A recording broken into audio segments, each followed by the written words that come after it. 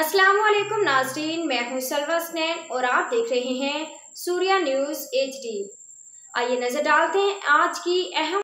Quetta पीरजान governor Balochistan Sheikh Jafar Khan मंदखिल रूस का कामयाब दौरा के बाद वापस अपने वतन पहुंच गए।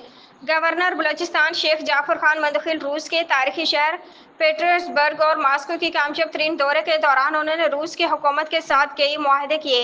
इन मुआहदों में एक बलूचिस्तान के तलबा तालबात की तालीम को रूस के मुख्तलिफ यूनिवर्सिटीज़ और कॉलेजेस में स्कॉलरशिप के जरिए तालीम हासिल करने के लिए भेजे जाने लगे और उनके लिए बाकायदा मेकानिज्म हुकूमत बलूचिस्तान के साथ बनाया जाएगा और मेरिट पर दाखिलों का आगाज जल्द करेंगे इंशाल्लाह। इन ख्यालात के इज़हार उन्होंने दुनिया न्यूज़ के साथ अपने एक इंटरव्यू में उन्होंने एक सवाल के जवाब में इंडिया की जानिब से उनकी तरफ से पाकिस्तान पर दहशतगर्दी के इल्ज़ामात लगाने की पुरजोर मजम्मत करते हुए कहा कि भारत पहलगाम में खुद दहशतगर्दों के हाथों बेगुनाह लोगों को कत्ल करके इल्ज़ामात पाकिस्तान पर लगाकर शर्म आनी चाहिए।